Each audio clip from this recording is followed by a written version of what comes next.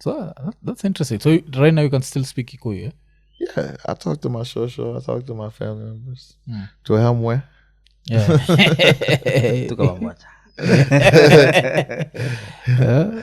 I think it was Andrew Kibe used to say Tuhama Taitina or something. Tadina. That's savage. Even that other one. Dina is still Itina. Yeah. Yeah. Like Both Kubo, chicks. hali ukubwa, like Tina, like Dina. I was with him in DC actually in Silver Spring. Andrew Cube is an interesting guy.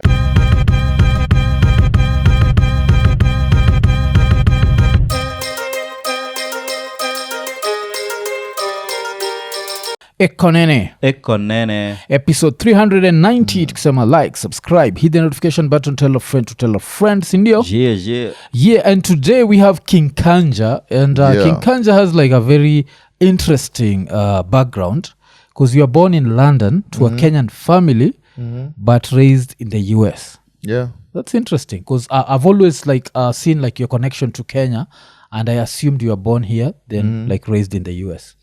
Yeah, what's interesting is I'm Kikuyu, 100%. Both my parents Kikuyu. Yeah. My mom went to do nursing in London when she was 16. Oh, okay. And she was there since she was 16. And my dad was doing accounting in London. Oh, yeah. And you know how in every, in the diaspora or anywhere outside the country, Kenyans always have a place where Kenyans get together. And I assume that's how my parents met at a Kenyan function. And then, they were together for a while, and then I was born, and then they moved back here, and then my younger brother was born, and then my dad got a job in the U.S. that took the whole family there when I was about 5, and I think my brother was about 3. And every year, every summer since I was young, since I can remember, I would come to Kenya. We'd stop in London for like a week and come to Kenya. Then I went to the UK for school for a few years, what we call middle school. Yeah. Right before high school for 2 years. And then I did high school in the US and I did college in the US. Oh, okay. Yeah, but Kenya was always part of my culture, my background. Going to see my show in Gong, going to see my dad's family in Thika. It's like part of my DNA. I'm Kenyan, born in London, but I'm like a chameleon. Like I can adapt to every environment that I go to. Oh, so basically you've never, in quotes, lived in London. It's mostly been the US and... Only when I was younger for like 2 years, but I've spent like a lot of time in London. Is like home as well, but Kenya's of course home. Oh, okay. So what line of work was your dad in? Accounting. Oh, accounting. Even auditing. like in the US? Yeah, accounting and auditing, yeah. Yeah, that's some ish, eh? Yeah. Oh. At least you're safe in one way. Oh, yeah. Since I was young, every penny was counted. Like, I learned that early on. I think that's kind of why I have such a good business mindset, because of how, my father, taught me and my brother about, handling money and accounting for your money. Yeah. Every penny, every dollar, every shilling. Yeah. So like, straight from now, like from 5 years old, you just lived in the US. Yeah, and the summer holidays in Kenya. Yeah, but how was that, like a Kenyan kid moving to the US? When you're that young, are you teased or you're more accepted?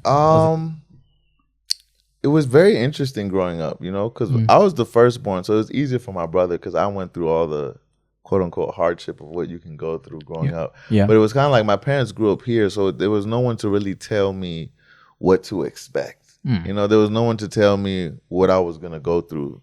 And I went through a lot of different things, knowing the good and the bad of people and, friends, bad kids, good kids. So I wouldn't really say,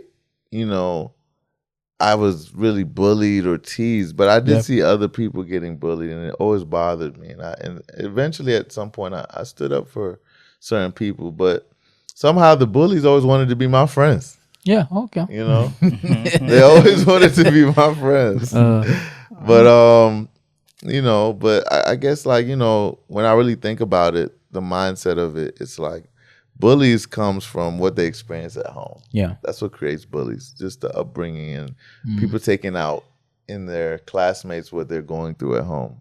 But when you're a kid, you don't really know that. You don't really know why people are being bullied. And, it's funny, I work with this foundation in the U.S. and D.C., the Music and Me Foundation International, which is a foundation that fights against kids getting bullied in schools. Okay. So I've done a lot of music with them, and we performed at the prestigious Kennedy Center in D.C. So big shout out to Jane Pinchuk, the Music and Me Foundation International. Okay. And the middle school in the UK, how does that work? Like, because your parents are in the US? Oh, my mom was there. You know, she had residency there. So she was doing some things there.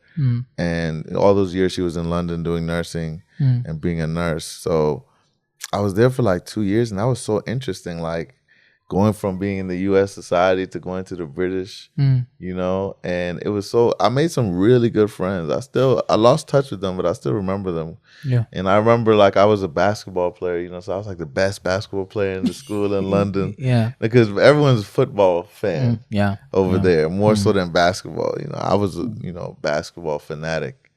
You know, I played in high school and everything. Yeah. But it was interesting, you know.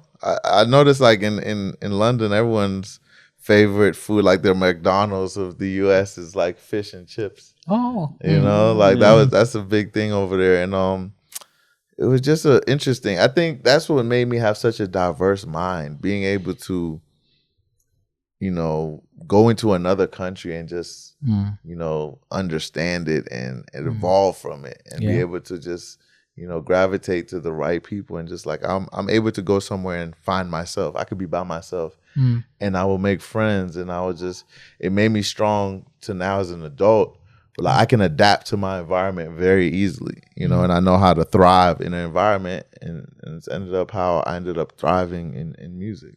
Yeah, and it's interesting, like when you talk about fish and chips, because you'll walk around Nairobi and you'll find a place written fish and chips, yes. and there's no fish.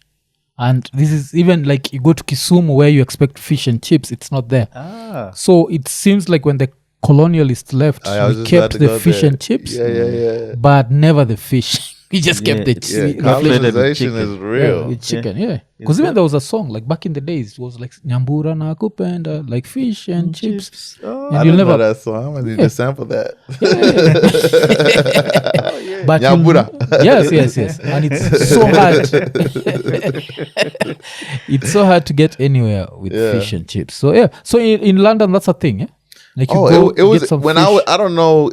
It was a thing when I was there. Like I remember I got in trouble for sneaking out with my friends out of the school at lunch to go buy fish and chips.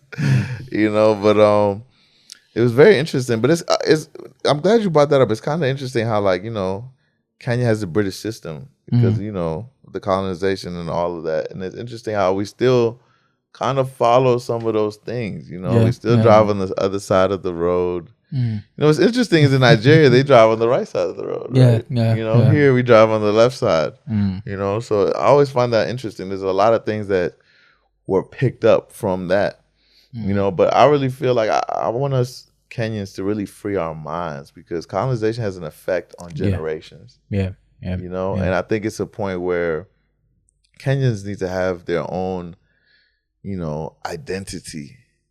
That's what we need, our own identity in music. And because it's always like someone's trying to follow a trend or follow this, and we need to be able to like work together and support each other. I don't know why, of all places, when I come home, it just is like, it's just a hard thing just to even work with the other artists. And even if you work with the other artists, it's like, it's hard to even get them to just feel great that you're part of it. You know what I mean? It's like everyone's just for themselves, you know?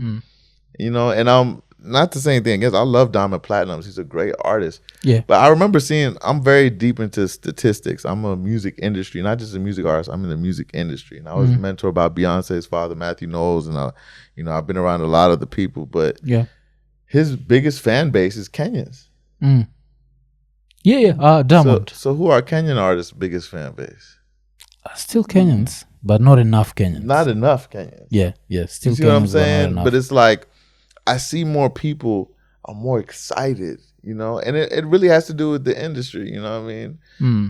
But it also goes to, like, you know, Diamond had a big support system when he first started. Here, our billionaires, our wealthy people, I'd see them spend more money on a quote unquote slay queen, or more money on that than one of their own artists. And mind you, I've known many of the wealthy people, and I've never seen one of them ever invest. And then they die, and then they just leave it to their family. And I'm like, why is it like in Kenya, like people don't want to invest in their own people, like invest in the whole music industry? Yeah.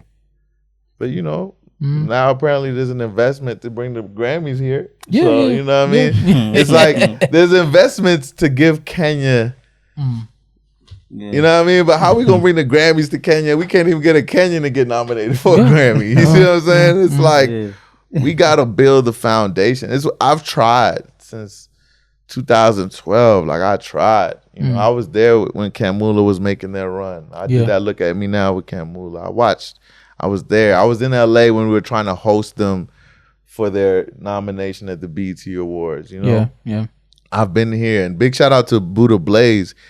He was the first person that took the time to invest in me and got me my first paid gig ever. Oh, okay. He was the first person that ever did that.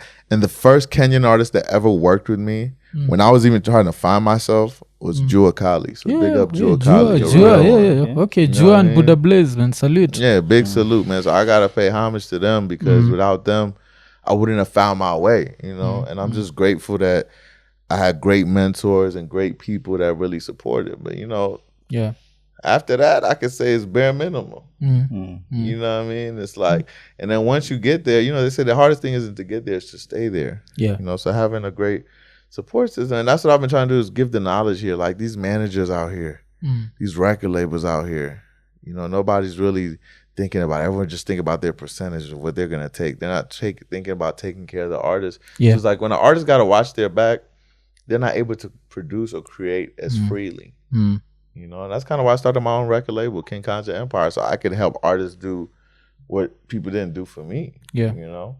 So it seems like you feel like the Kenyan music industry, you feel like there is not enough investments, or what do you feel? There's not enough investments, but there's not a lot of love. I know a lot of these Kenyan artists, you know what I mean? Like, if I could, and I've known some of them for years. Yeah. And it's like, I'm the type of person, I can text you one time. If you don't respond, I'm not going to hit you back up. But it's more like when I see you, like, hey, what's up, bro? You know what I mean? But it's like, it's that weird energy. It's like, why, you know, in person people say things, but then outside of it, they don't. It's just like that weird energy. I don't understand where it comes from. Because for me, I'm always here to spread love. I'm always here to give love and to want to collaborate. Like I brought, you know, when me and Bobby V, big shout out Bobby V. He's like one of the first U.S. artists that really took me under his wing and brought me into the mainstream world, you know. And we did a whole album together called Foreign Exchange. Yeah. But when we did a show here last May, I had the idea. Let me bring Bobby V, a legendary R&B artist, and the artist that is popping at the end. And we all did a song in Bobby's room at Sankara. Okay. Big up So Fresh and Trevor. They came, and big shout out Giggs. Giggs is the one who made that connection. Giggs is Houston-based Kenyan producer, you know, and he's amazing. He was he has a platinum plaque, you know, for Essence with Wizkid and Thames. He's the one who recorded Thames in his studio. Damn. He's a Kikuyu too. Yeah. Giggs. Shit. Jagga. Big shout out Giggs, because man. that song was huge. Yeah, and there was a Kenyan involved in that. Yeah, I didn't know that. Yeah. Okay. We drop it. Damn, Nigerians, bring that shit back. Yeah. So that was amazing, you know. But that song Leo, you know, we dropped it. It's an amazing record. We also got Okello Max on it. Yeah, he's been doing amazing. You know, and I think if I'm correct, he's singing in Luo. Yeah. He's just, I watched him in action. Yeah, he's an amazing artist. So it was dope to have him on the record. And big shout out TuneCore. TuneCore is my distributor. Oh, okay. You know, they're the ones who sponsored our show in May, and I ended up linking up with Melanie, you know, who's you know, senior VP of global marketing. And she's been amazing. She connected me with everybody at the TuneCore, you know, base in Brooklyn, New York, and it's been amazing run. Okay, so the whole song was recorded like in even Okello Max. Also everything was recorded in Kenya at Sankara. Oh, Sankara. Bobby V's room. Oh, okay. Everybody came in there, we vibed out, we created, and it was an amazing song. Yeah, because I remember like Bob V complaining about Wi-Fi on Kenya Airways. That was Because from New York to Nairobi on Kenya Airways, that's 14 hours, no Wi-Fi. Yeah. I don't think there'll be Wi-Fi anytime soon. Nobody wants to pay for that router. Yeah. I'd want to know like how that works. I don't know. I don't know that business either. Yeah, but I think has to be expensive. So, if we go back to Diamond, so he got paid $150,000. That's a lot of money, or even in the US, or yeah. How many artists make that, like $150,000? You know what's funny?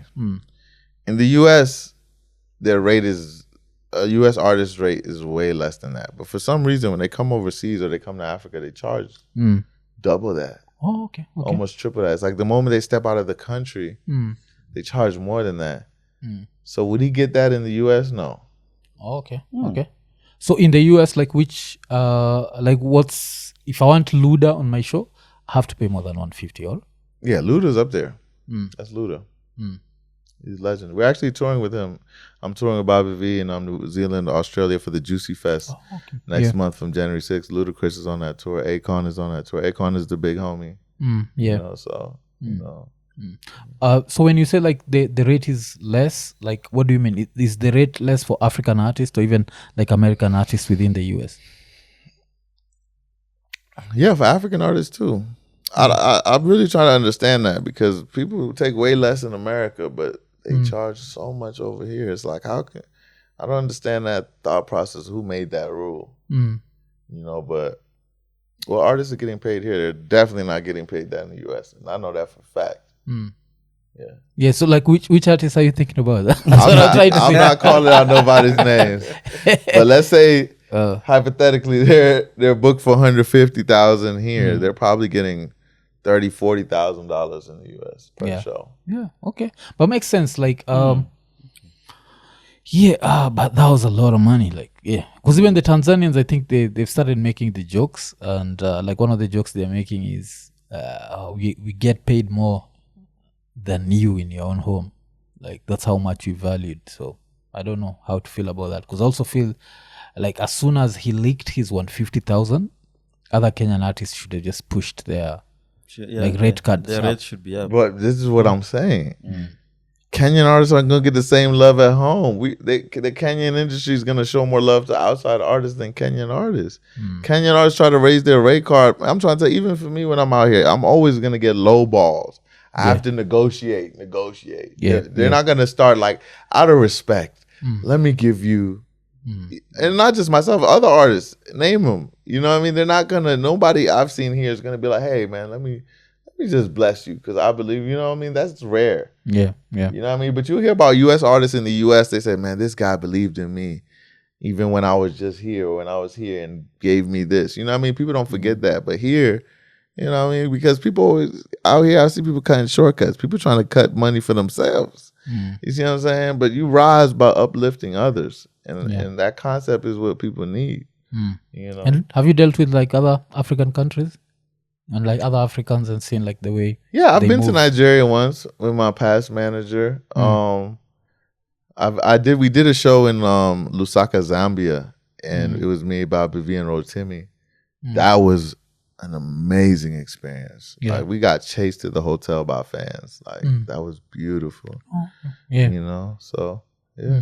Oh, and you mentioned Matthew Knowles. So you said how? Yeah, I had met him in Atlanta at Birthday Bash, and we connected. And he had a girl group at the time, and I remixed his song, their song. Yeah, and we were talking for months, and he wanted to sign me. I learned a lot being around him, and then at one point he was like, I sat in a meeting with him and his team in Houston, because, you know, Beyonce and his the family's from Houston.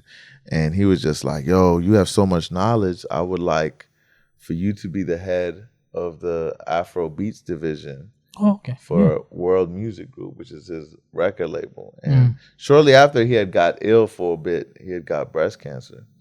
And then that's kind of like at the time where I was kind of like in a gray area. So I started my own record label. Yeah. You know, and that's how that began. Oh, okay. So did you see like the way Tina was trending a few days ago? You saw Yeah, that? I saw that. Yeah. So what were your 2 cents on that? Man, it's just such a complicated thing, like what's going on, It's like I really don't know how to even speak on that. Yeah. You know what I mean? So you don't know what's going on with that. I really don't know what to say about that. I'd rather plead the fifth. Okay, I understand.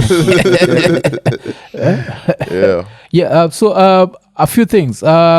There's this story about 106 and Park in 2009. Yeah. How old were you by then? I was 21. Yeah. Just finishing college. So you performed.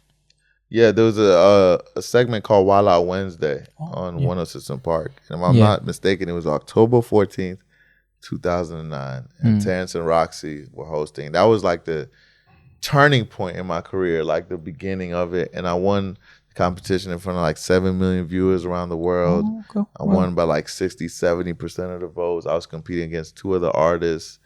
I remember at that time I was on the show, 5 Star Chick Was Hot by Nicki Minaj and Yo Gotti, because it was the song that played on the show. And that led me to a meeting with Sylvia Rohn, who at the time was the head of Universal Motown, and Akon.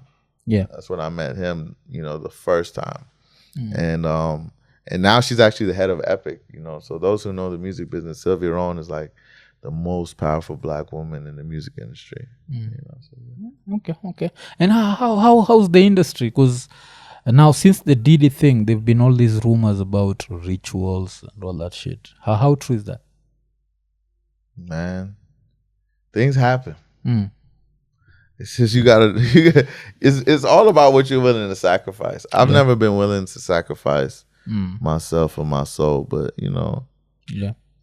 if you're vulnerable to it, you'll be vulnerable to it. Okay. I'm not vulnerable to the easy ways of things, or I've always just been repping Kenya so hard and repping Africa so hard that it's kind of like I wasn't always invited into certain rooms, but I was around those people that are in those rooms, so it's all about what you want in life. Shout out the birds, I heard them in the background. Yeah, and Kanja. Yeah, you also like the first African to win on BET. I was the first African to win anything on BET.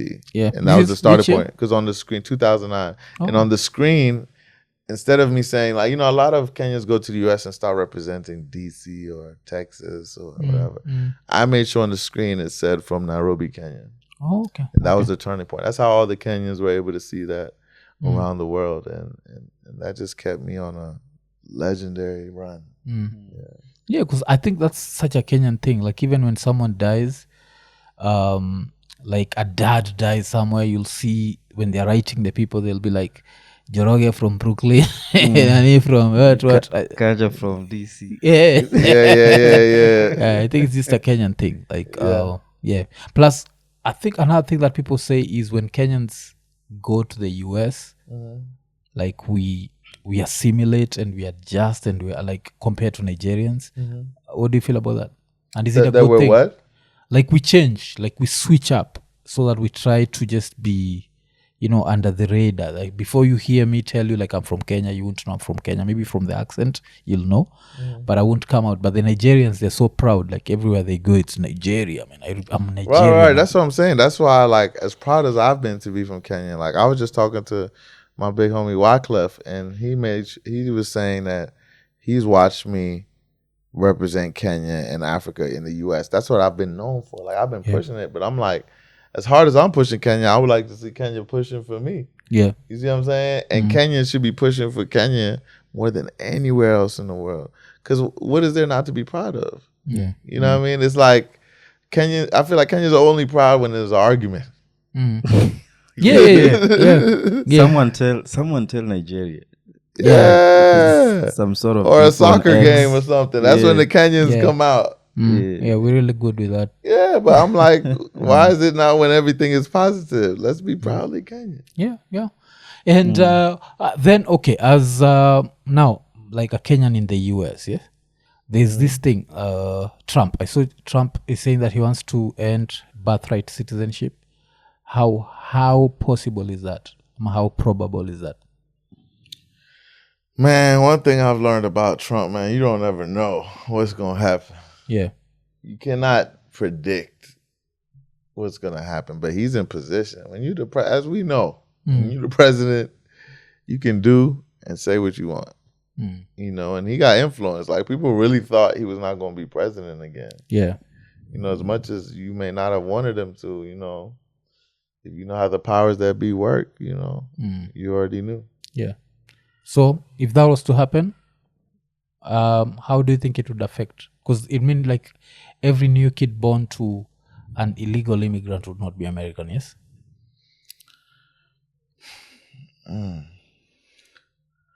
I mean, I don't know. If you know how governments work, it's really about the people in that position that can make that decision. I mean, that would be a sad story. Nobody wants that to happen, you know, but it's going to take more than just us. It's going to take more than just them. It's going to take the people in position and in power to make that change, you know, But I don't necessarily agree with it, but it's like, you know, if people aren't going to move as a whole, as a unit, people are very, like, you know, divided. Like, they're saying the people that Trump talked the worst about voted for him the most. Yeah. You see what I'm saying? So it's like, it's so much deeper than what, you know what I mean, than what's on the surface. It's like a different agenda going on behind the scenes. So unless you know what I mean, you just have to be in position. Okay. And then another thing, you in the US as a kid and maybe growing up as a teenager, who did you make friends with easily? Black people or white people? Because I always hear that that's a problem where a few Kenyans feel like it's easier to make white friends than black friends because of that kunta kinte shit. I mean, I was kind of friends with everybody. I can't say that I went to one side. I think, like, thinking about, you know, you're taught that. Thinking about, you know, race, you're taught that. Yeah. But if you just look human to human, you know, you start thinking, I thought about it later, but like when I was first growing up, like, you know, I was so authentically myself, like, I would just be able to gravitate to those who gravitated to me, you know? And I feel like that's what it is, being yourself, being happy inside so you can be happy on the outside. So I was pretty much friends with everybody. I wasn't really on a black or white or Spanish or, you know, Asian side. I was friends with everybody. And so this is in Maryland. Silver Springs, how far is it from, like, this other place? It's, what is it called?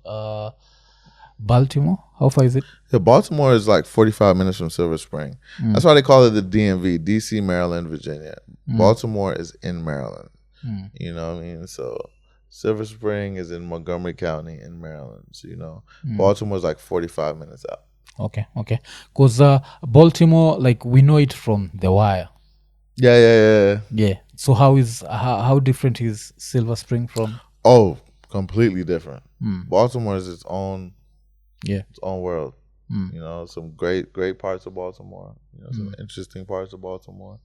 Baltimore is cool. I have nothing against Baltimore, but it's like, it's not the same size. It's two different sides. So there's more crime like in Baltimore than Silver Spring.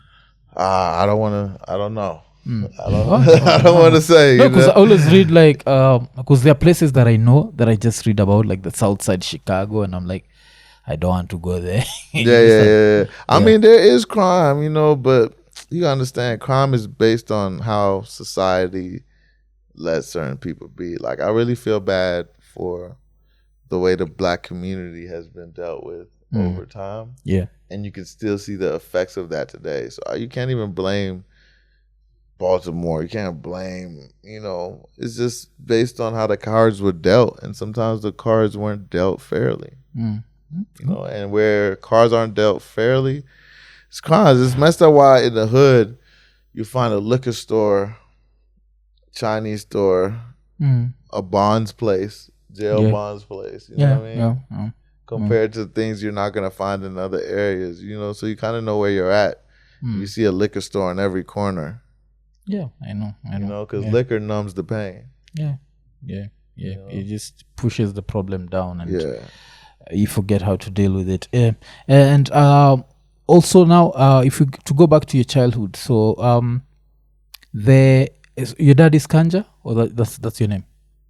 Yeah, my dad is David Mashaki Kanja. Yes. So the Kanja household, what language are you speaking when you're in London, when you're in Maryland, the US? Is there Kikuyu, or is just now let's switch up to English? You know what's funny? It's like over time, of course, there's a lot of English speaking, but there's times where there was Kikuyu. Yeah.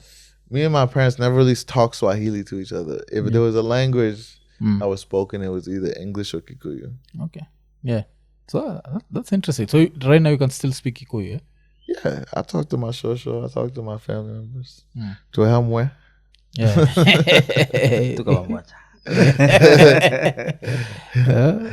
I think it was Andrew Kibe used to say Tuhama Taitina or something.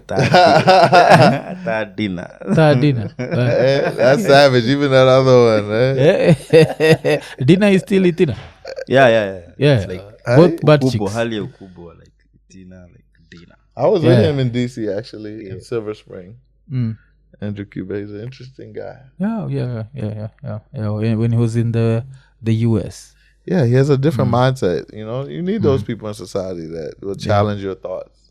May not have to agree, but everybody's entitled to their own opinion. So yeah. Because I think even there's something like you were telling us before we started, where you're saying that you felt like even in the Diamond Willie Paul situation, you felt like Willie Paul also was to blame. It was not all Diamond. Yeah, I don't want to say, I hate calling people out, you know what I mean? But I don't say it's to blame, but it's not just him. It's like a ego thing, you know what I mean? I'm sure Diamond can be intimidating. Yeah. You know what I mean? He can be intimidating, but if you know your power, it don't matter if you go earlier or not. Like, go kill it. Kill it so hard that nobody... I honestly prefer that angle. I'd rather go kill the show so good that it's a hard act to follow. Yeah. Than try to... You know, there's this thing like people think that if you perform later, then that's when you're the star. But it's already packed. Only time you perform later is the whole crowd isn't there. But if the crowd is there and you got an opportunity to kill it. Let it speak for itself. Yeah. But that wasn't fair to Diamond for him to be, you know, put in a position to perform so late. You know? Yeah. Because I think he also said that he can't perform like past a certain hour. Yeah. Because people are too tired. So it's like after this, so he just left. $150,000 didn't have to do shit. Yeah, that wasn't his fault. Yeah. And how's that? How's the like superstar? Because I know you've been around a lot of superstars. Like, do some stories stand out where someone is paid a lot of money, but just because of a small breach of contract, they're like, fuck it, I'm not performing? I mean, I understand this particular one. Like, you know, like if somebody is delaying me to perform and I'm performing like super late, I mean, I wouldn't perform either. You know, if you're pushing me to perform at whatever time, because it takes a production to perform. He's not just performing by himself. Like, he got his dancers, he got his team, you know. Just respect, you know. If everyone follows their, if everyone follows their time, you know what I mean? Like, you're going to be good. If everyone follows their scheduled performance time, you know. Okay. So this upcoming tour that you're talking about, New Zealand, it's New Zealand, Australia? Is this New Zealand and Australia. Yeah. So, been to those countries? No, never been. It's first time. That's one thing I'm excited to do as an artist is to perform in different parts of the world, especially ones I haven't been before. Yeah. So I've never been to New Zealand or Australia. This is the first time. I'm excited. Yeah. And then me and Bob V already booked to do Paris in July next year. I've been to Paris a bunch of times, but, you know, I haven't performed there. No, I haven't performed there. So it'll be a first time performing at a festival. So, yeah, we're excited. You know, we put on a good show. Yeah. Outside the US and Kenya, which other places like have the two of you toured? I performed in Abu Dhabi and Dubai with Bobby. We've done a lot of places. We did Germany. We did Cologne. We did Berlin. Yeah. We did the UK. We did Manchester. London, Birmingham. Yeah. So. Okay. And that has also still reminded me, like, when we were talking about the middle school thing. So how did it feel like coming from America where you don't have to wear a school uniform to going to a country where you have to wear a school uniform, or that's not the case? I mean, I did both in the U.S. I went to private school and public school. Or private schools you wear a uniform, yeah? Yes. Okay, but public schools you don't? No. Yeah. So by the time you're going to the US, you'd come from a public or private? Which time are you talking about? After when I was going to high school? Yeah. When you're moving to the UK. High school is when I was in private schools up until high school. There was a quarter that I was in public school, and then the rest of the time I was in private school. Yeah. Okay. So I'm assuming those private schools have to be ridiculously expensive. Yeah, you could say that. But one thing I noticed about public school is more of a reality of how the world is. Yeah. You know what I mean? Private school is more like filtered. But yeah. Okay. Like right now, compared to that time, like right now, if you'd guess like how much a private school is like in the UK, so I'm thinking it has to be, because Kenya, we have a school, I think it's the International School of Kenya, where it's like $100,000 a year. Something like that. Even in a little bit less probably, but something in that. Because I always feel like Kenya is overpriced. Yeah. Kenya has this really whatever schools that I feel like they're just cleaning money. It makes no sense to me, like how expensive education is. Yeah. And now would you do the same? Would you pay all that for private school for your kid? I mean, I have a son, you know, and he just turned 3 end of August. Yeah. His name is Moses. Mashaki Kanja, aka Mosey. Yeah. And I don't know. I mean, you kind of got to just see what's best for your child. You know, I would want my son to experience both. You know, private and public, you know, just to prepare you for the world. Yeah. You know, you don't want to be in a sheltered environment. Sometimes private schools shelter you from the reality, you know, so. Yeah. Okay. And how did you end up like working with Rick Ross? Oh, yeah. So first of all, yeah, this is a gift for you, IKONINI. Yeah, thank you. We have to gift you with a black bottle Bel Air Rosé from the Black Bottle Boys. Yeah. You know, Rosé. Yeah.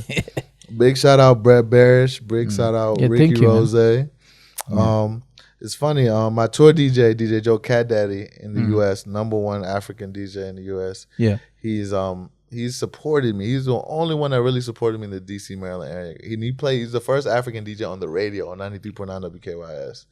So he introduced me to Maxwell Amazing, who works with Bel Air and the Black Bottle Boys. And DJ Joe was telling me, like, yo, we got to link with Maxwell.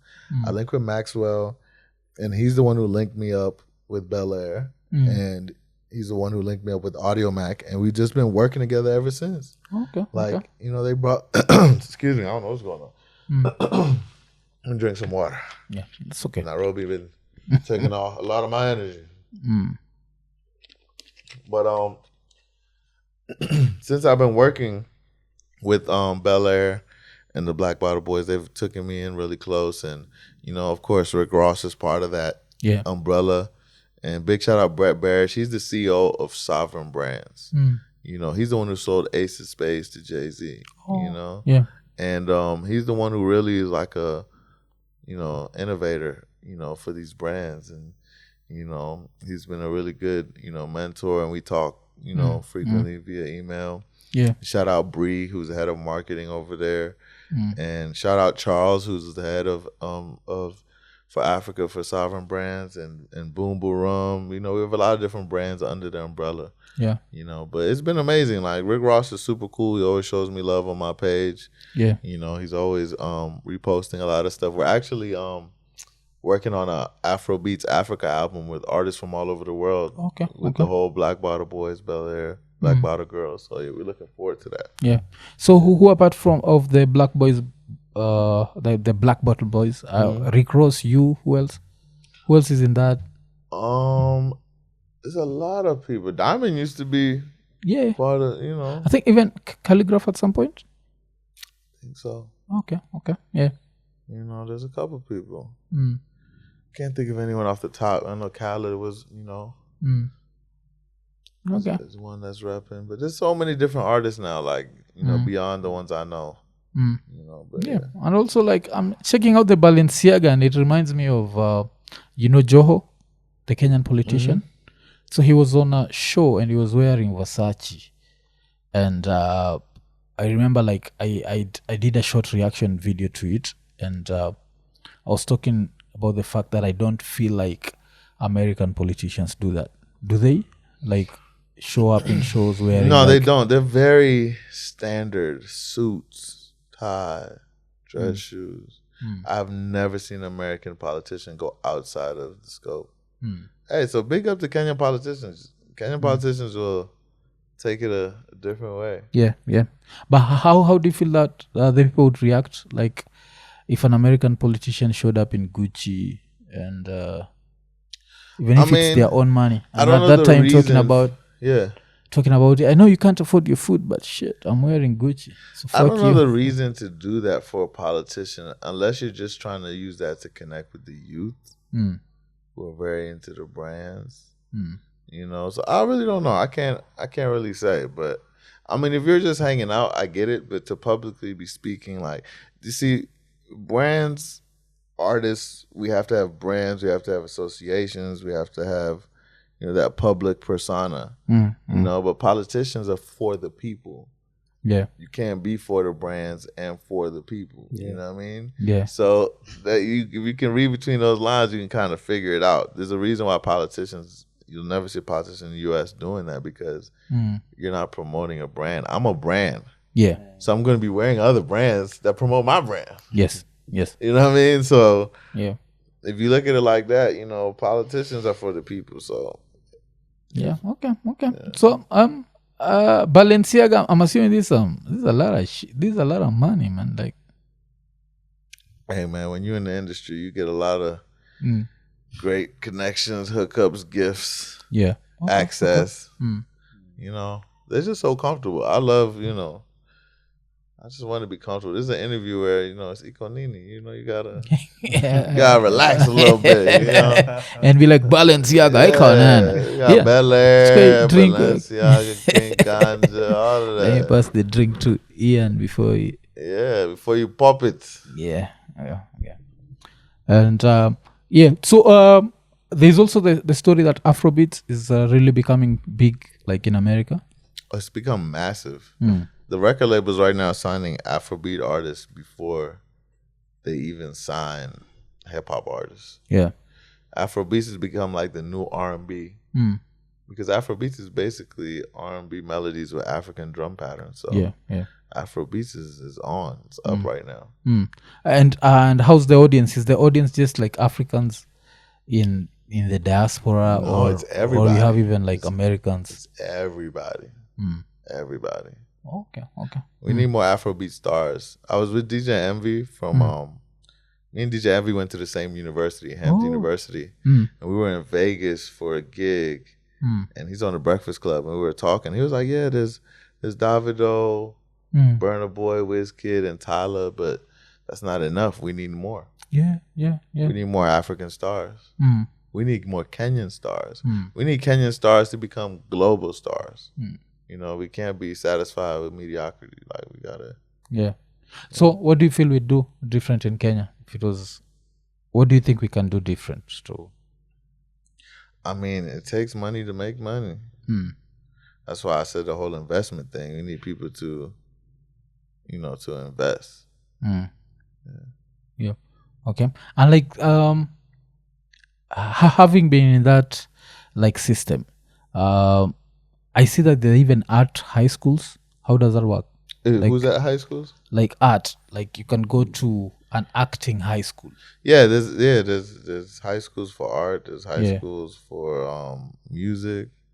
You know, there's like Juilliard. There's a lot of different places. I mean, that's beautiful. Like, I think it should be more like that, because not every kid wants to be an accountant. Not every kid wants to be a doctor. Lawyer, engineer. Not every kid wants to be a lawyer, engineer. Sometimes, and I think that's something new that Kenyan parents need to start adapting because, you know, I of course got my degree in school in theater, fine and performing arts, but you know, like sometimes, like, you know, some people, like there was this one kid that would get in trouble in school. All he did was doodle and doodle and doodle and doodle and kept getting in trouble. And then now he has a deal with Nike to doodle. Oh, okay. And it's now on shoes. Like, he was an amazing, you know, some kids' talents, you don't know what it's going to be. But when you see a kid has a passion for something, let them have it.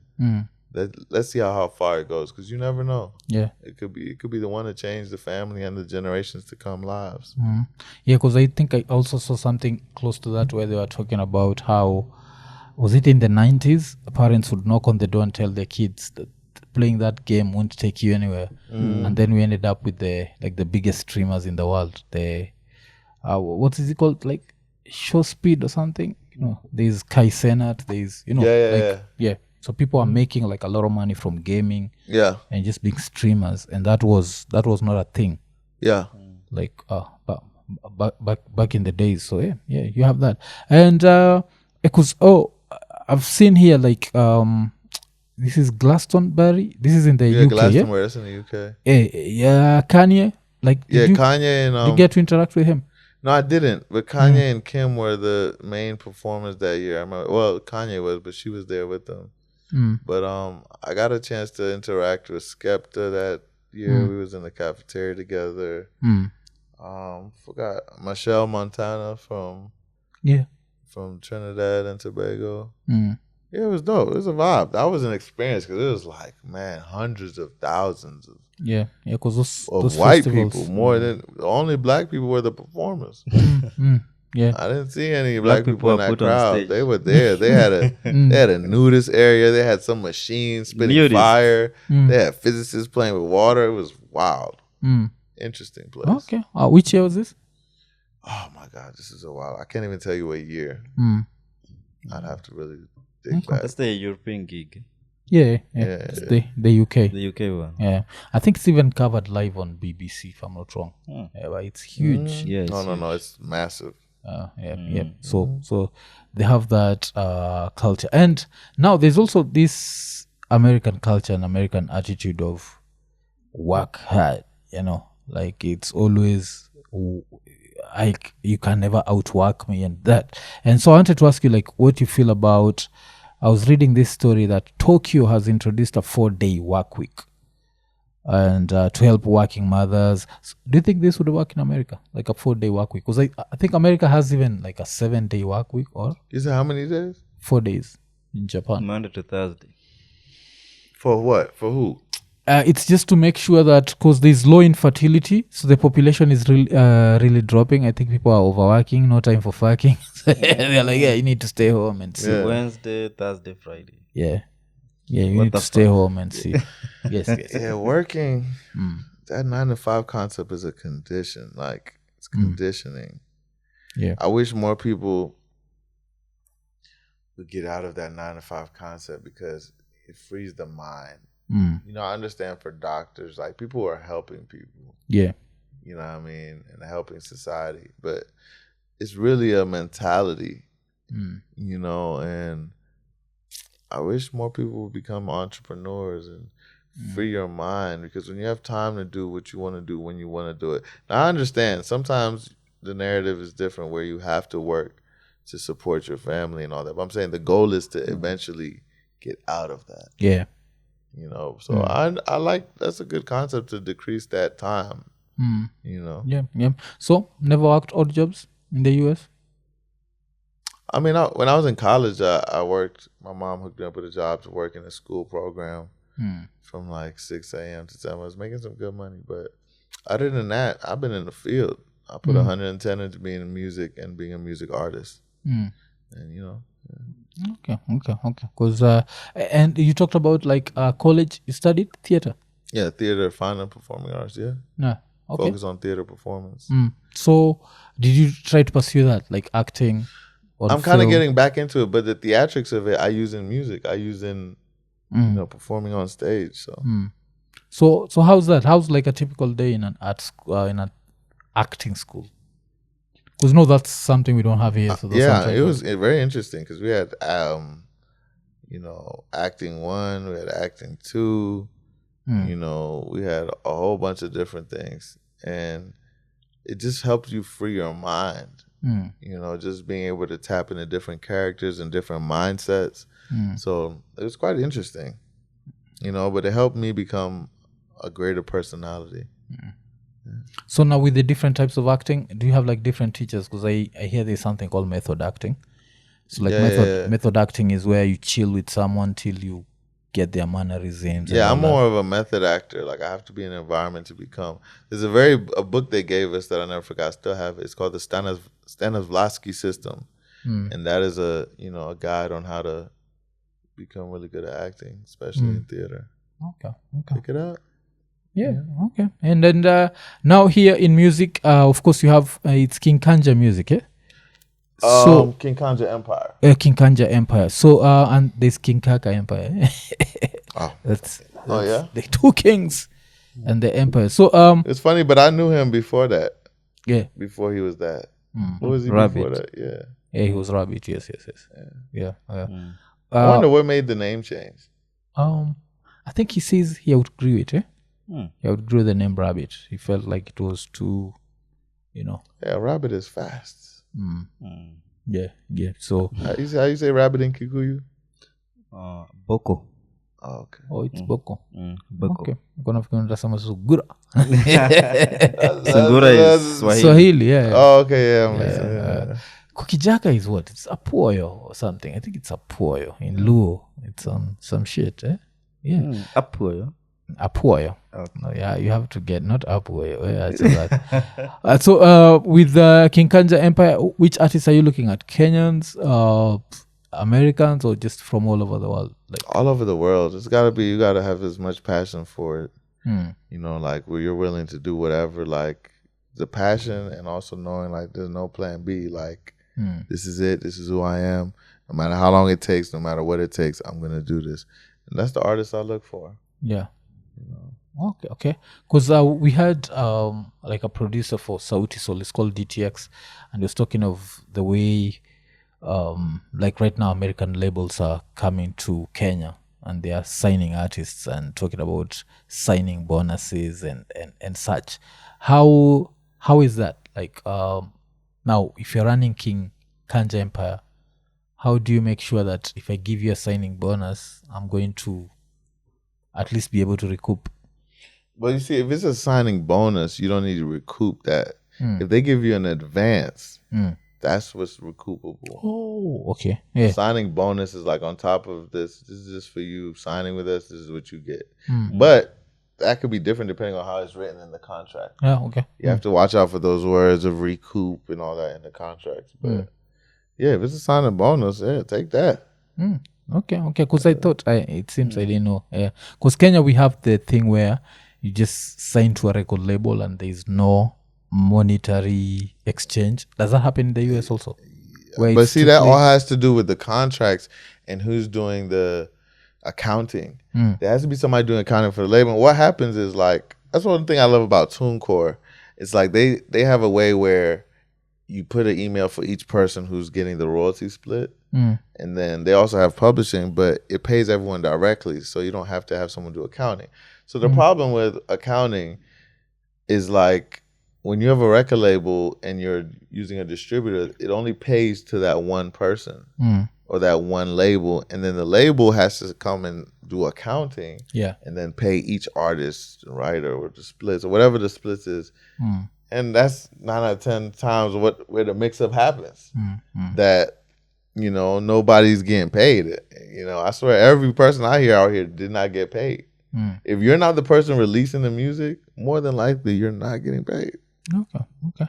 And then you're also working like with the Kenya government. So what's the work about? I wouldn't say I'm working with them. I would say I had a meeting about working on the agenda of helping build the music industry. And that conversation is still continuing. So when I say I'm working, like I'm working on the process of us helping improve the Kenyan music industry. Is why we had that industry summit in Atlanta at Tyler Perry Studio.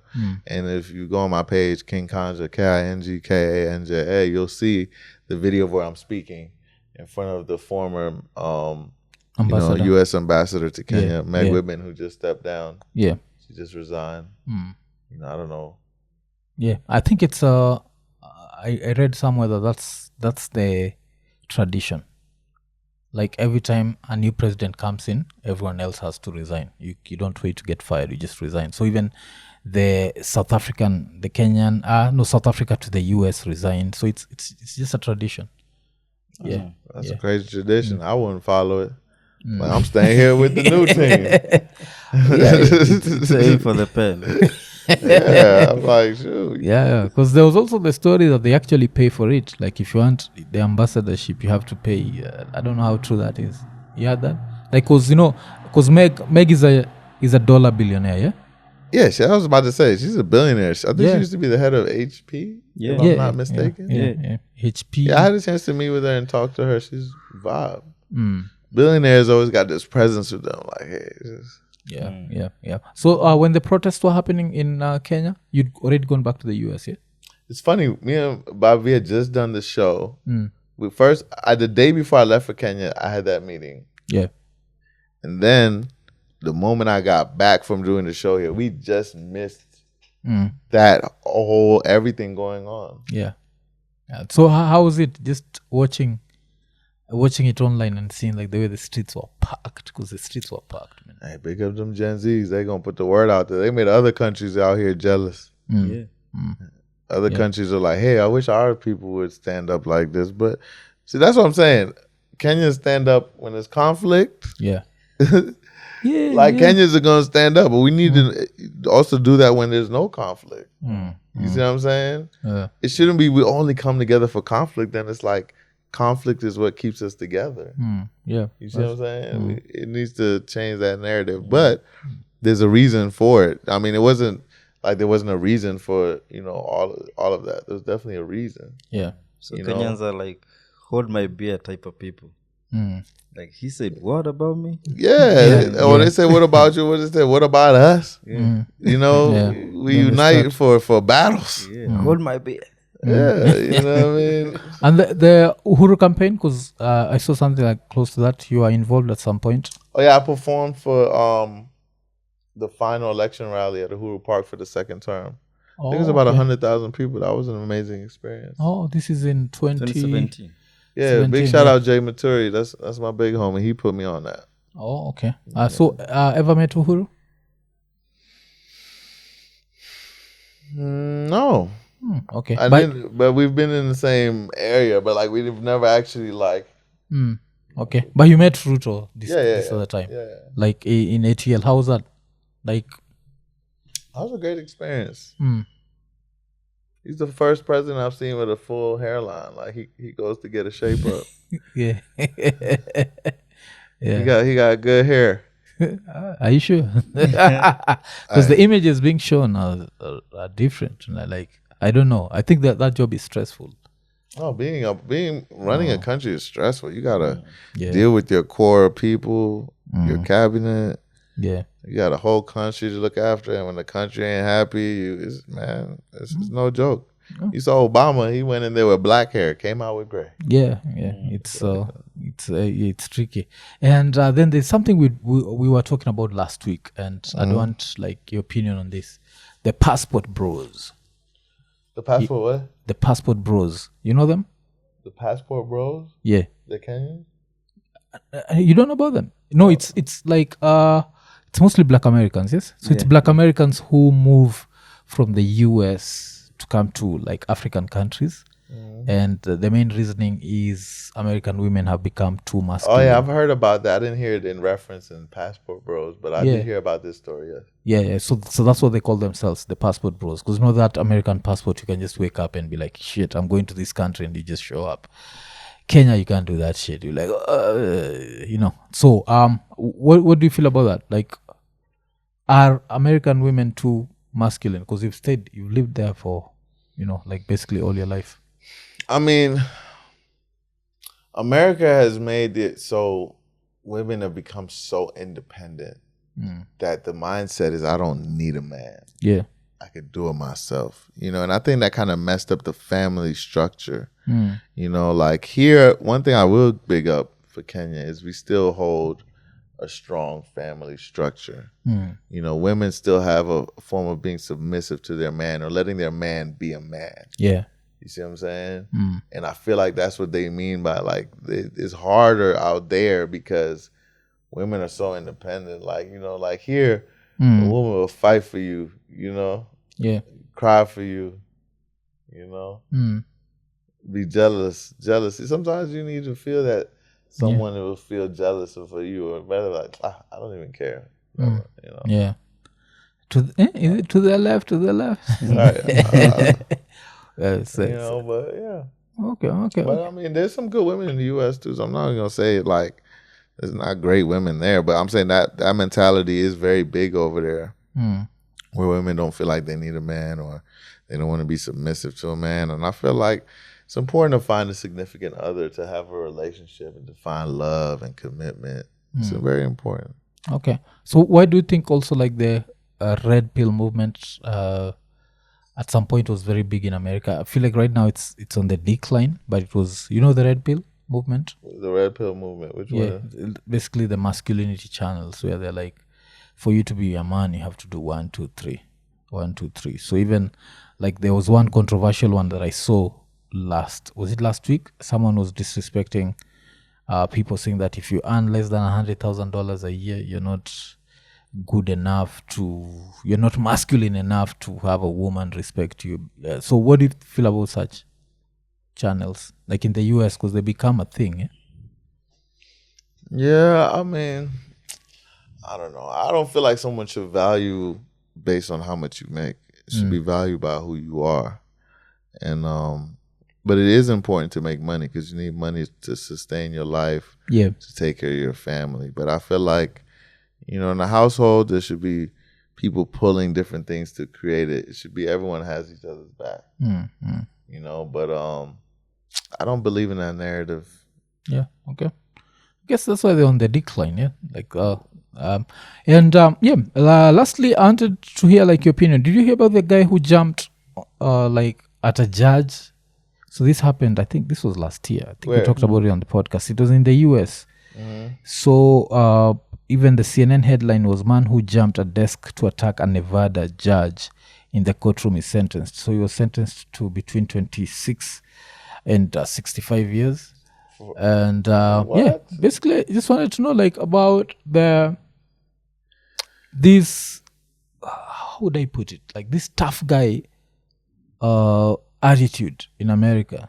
Like, what do you think about it? What was he being charged for to begin with? I think it was just a felony. But then when the judge was reading out the first sentence, which was going to be a short period in jail, he just flipped and he just flew. You never saw the video? I think I did. Yeah, the one he flew at a judge. So he'll be eligible for parole in 2050. So that's 26 years gone, just like that. So what he would have been charged for originally wouldn't have been that long? Yeah. I think it was going to be around 5 years. That's crazy. I think he had some mental issues. He's just gone mental. Yeah, he said that mental issue shit, and they're like, still, he should be in the get your 20. You're still getting your 26 so years. She's like, she got to put her foot down. You the judge. Yeah. Boom. 26 years. Life. Yeah, 26 years. That's tough, man. Like, so I always feel like every American knows another American who fucked up like that. So do you have such a story where an American friend just messed up big time and ended up doing time for bullshit? Yeah. I know a few.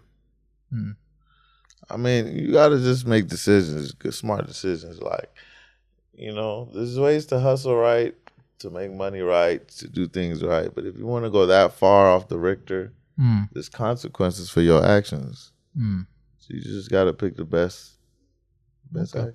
Okay. So you're in Kenya till when? Till this tour in Australia, New Zealand. I'm here till like January 6th, and then do that tour. Then I'm gonna come back for like a week, and then I'm out of here. The tour is in? I'm sorry? The tour there. From January 6th to like the 16th. Okay. 17th. So you'll just go from Kenya to Australia direct, or you're going to the US first and then? No, that's too far. I'm gonna go straight here, straight there. Oh, okay. Because I thought you'd go to the US first and then. Oh, so the US is much further than Kenya from Australia. Oh, it makes sense. East. Okay. So that's for like 10 days, eh? Mm-hmm. Oh, and then you come back to Kenya still. Yep. And then I go back to the US. Oh, okay. Yeah. But thanks, man, and thanks for the drink. Oh, yeah, thank you for having me. IKONINI, we in the house. Yeah. Might need to make me a tag. Yeah. Say IKONINI. IKONINI. Yeah. You know how to use it, eh? Like, because you said like your knowledge of Swahili is limited, yes? Yeah, you know I don't want to phrase say is it's used? limited. I have the knowledge to speak, but like catchphrases. Yeah.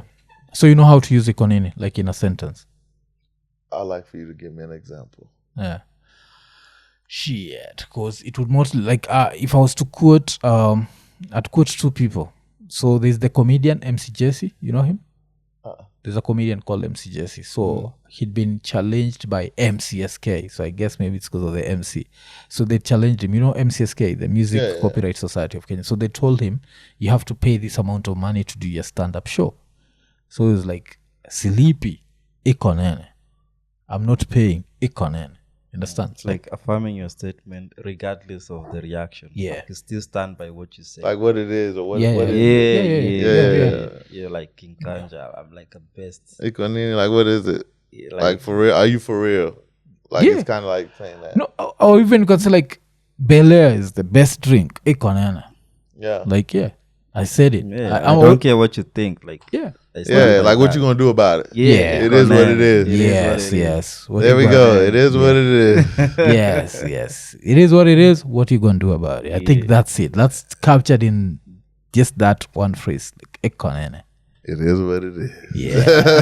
Yeah. So it's been episode 390. Yes. Episode 390. Alafu wacha to remind Rapture the Scientist Raw and Uncut 4, a stand-up special, a full hour of Rapture the Scientist. Make sure tumepatana Kenya Cinema. So Nairobi you said Cinema. no, Nairobi Cinema. Can you understand like a full hour of Sheng comedy? I'll pick up bits Pick and up a few. pieces. Okay, but you let us know. So there's a stand-up happening this coming Saturday. That's next week on Saturday, yes? 21st of December. It's our friend. It's called Rapture the Scientist. Yeah. So if you're around, if you want to, you can just let me know and then we'll see. You Yeah. can just come watch him. He's like one of the funniest dudes ever. Yeah. But yeah, so it's a whole hour special, but it's in Sheng. Yeah. Rapture the Scientist Rowan and Cut 4. Asanteni, tikiti zimeanza kuenda. The tickets are going and we appreciate that. So gets open at 6 p.m. Make sure tumepatana, si ndio? Yeah, tukimalizia ni 390 tukisema IKONINI. IKONINI. IKONINI. It is what it is. Hey.